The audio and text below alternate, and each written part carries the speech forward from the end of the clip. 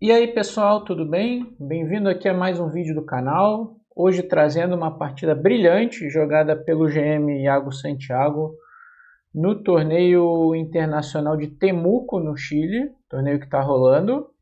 Iago está liderando com 6 em 6, né? Vocês podem ver mais informações aí nos links no Chat Result na descrição do vídeo. Torneio bem forte. Vários grandes mestres jogando, Ariantari da Noruega, né? Alan Pichot e vários outros GMs. E o Iago hoje na mesa 1 bateu o GM chileno Pablo Salinas, né? Da casa, de uma maneira brilhante. E essa partida a gente vai trazendo aqui. Enquanto isso, você já sabe, deixe seu like e se inscreva no canal para ajudar o nosso crescimento. Vamos lá para a partida. Foi um peão dama, D4, D5, C4, E6, cavalo F3, cavalo F6, cavalo C3, C6. Aqui nós temos uma defesa semi-eslava, né?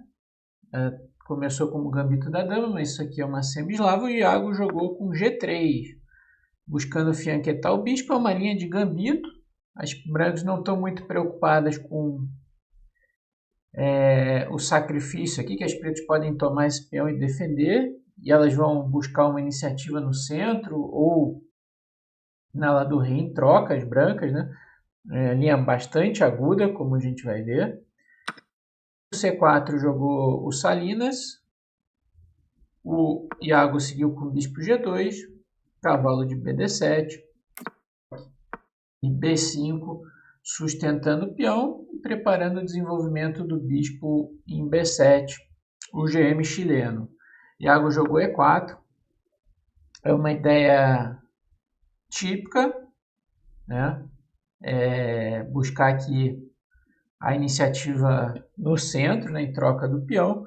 O Salinas jogou bispo B7. Se ele jogasse B4, atacando o cavalo, com a ideia de que se o cavalo sair, talvez tomar em E4, a ideia provável aqui do Iago era jogar E5, contra-atacando o cavalo das pretas em F6. Se tomar aqui, toma lá.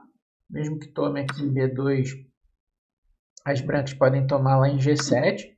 Se tomar aqui promovendo, toma lá promovendo. Fica uma posição com 4 damas, mas que as brancas têm um ataque decisivo em cima do exposto rei das pretas. No caso, por exemplo, F toma, bispo toma B2, as brancas têm vantagem. Embora temporariamente elas tenham um peão a menos, agora a estrutura das pretas está bem quebrada e o rei vai estar exposto rocado ou no centro.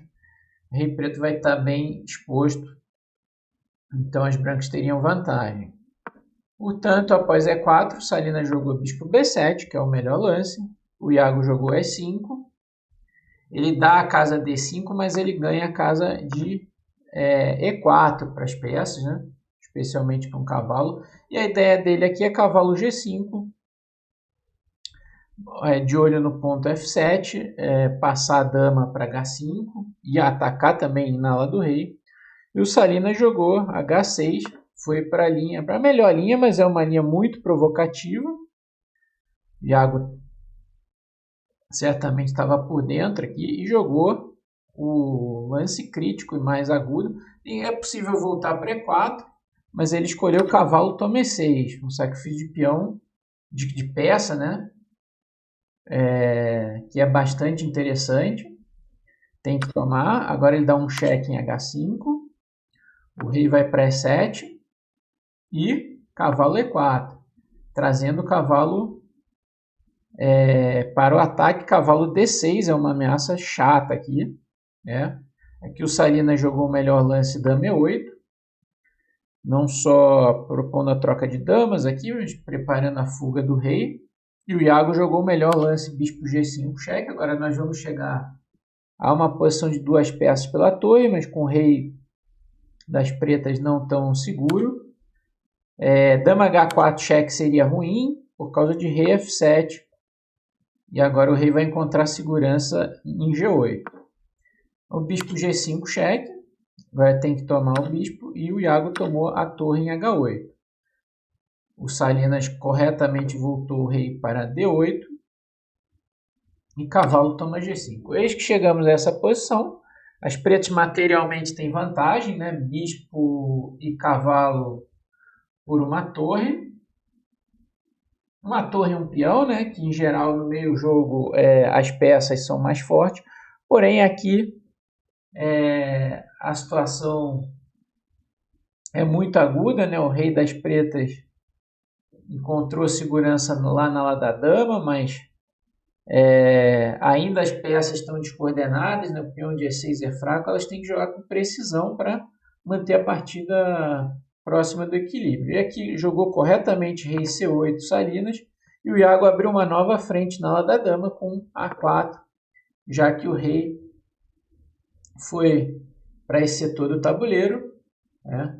A4, e o Salinas jogou C5, buscando abrir o bispo de B7, né? E a posição fica muito aguda.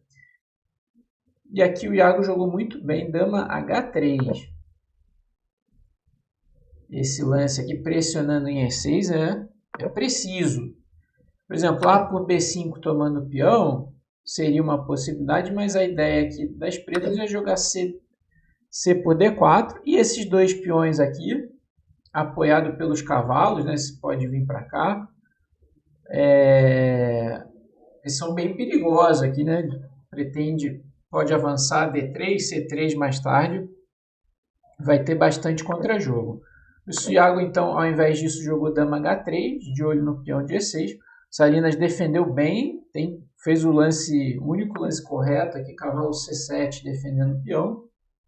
Mas aqui o Iago botou muita pressão com um belo D5. Com o objetivo de passar o peão de E5, né? E aqui o Salinas, numa posição difícil, em que o erro pode ser fatal, porque a posição ela é muito aguda, né? Posições dessa natureza, um erro costuma ser fatal mesmo, principalmente quando se tem o rei exposto. E aqui ele jogou cavalo toma E5, que é o erro decisivo. Aqui, dentre muitas opções, por exemplo, toma D5 era ruim, por causa de E6. Se o cavalo sai, E7, cheque descoberto, vai ganhar o bispo e a partida. Tomar de cavalo era uma opção, mas também não muito boa, por causa que agora cai em E6 e a posição das pretas está colapsando, né? Abriu essa diagonal, esse cavalo está solto, isso aqui não vai dar para resistir. A jogada correta era bispo toma D5, bispo toma D5, isso não era nada fácil. Se tomar de cavalo, toma em E6, mas o certo agora sim era tomar em D5, e se E6, devolver parte do material com o bispo E7. Troca lá em D7, dama toma. E aqui é o seguinte, se as brancas trocarem as damas, elas estão mal, por conta dessa massa de peões, apesar de terem a qualidade a mais. Essa massa de peões aqui é muito forte. Então, provavelmente a partida terminaria em empate, após dama H8. Quer dizer, seria uma possibilidade, né? Terminar em empate, dama H8, dama H3, dama D7. Se tirar o rei, cavalo E6, trocando aqui, e o ataque vai ser forte. Aqui para as brancas, o rei está muito exposto. Então as pretas precisam persistir na troca de damas e as brancas desviarem dela. Essa poderia ser uma conclusão, né? Terminaria em empate. Porém o Salinas jogou cavalo toma E5.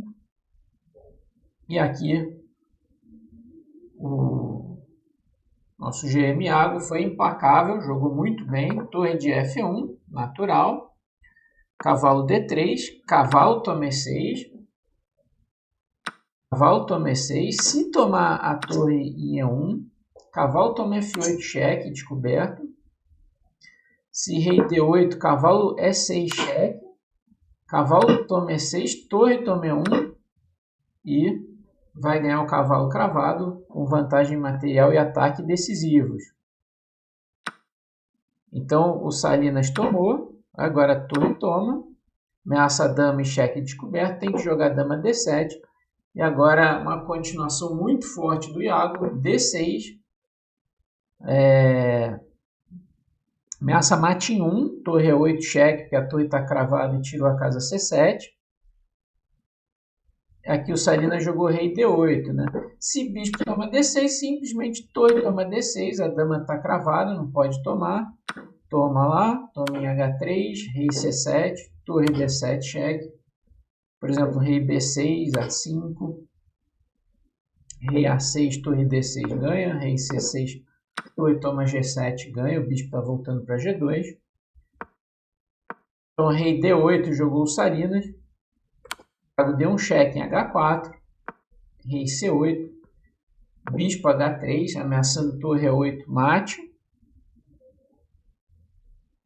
rei B8, e aqui convido a vocês a darem uma pausa para achar a jogada brilhante do Iago.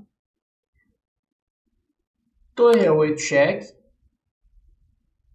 dama toma E8 e D7.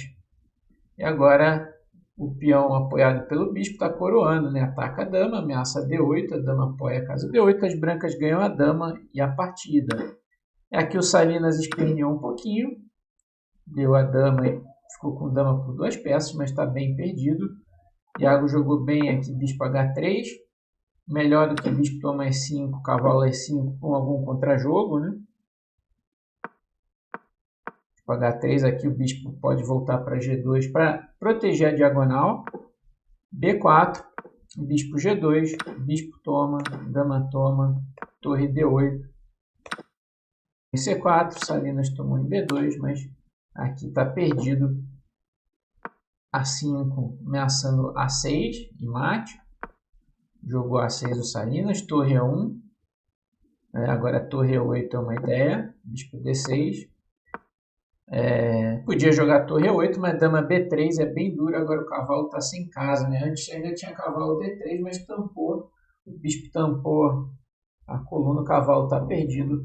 E o Salinas já tinha feito uma hora extra, mas agora acabou de vez, ele abandonou. Uma partida brilhante aí do Iago, né?